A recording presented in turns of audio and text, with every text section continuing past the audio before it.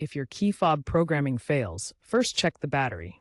Make sure you're using a fresh CR2032 3-volt battery and that it's properly installed in the fob casing. Dead or incorrectly placed batteries are the most common cause of programming issues. Incorrect cycle counts when entering programming mode can permanently lock out your key fobs. Pay close attention to the exact number of ignition key turns required, typically 3 to 5 cycles of on to off positions. One wrong count, and you'll need to start over. Aftermarket alarm systems, such as Viper or similar brands, can interfere with your key fob's radio signals. Temporarily disable the alarm before attempting programming, then re-enable it afterward.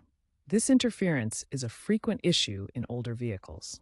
While DIY success rates are high at 80 to 90%, universal programmers like Xtool or Autel devices can further reduce errors.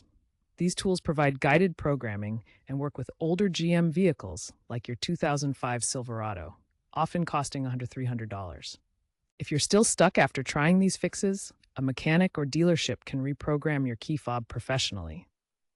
This service typically costs $50 to $100 and ensures the job is done correctly, especially for complex installations.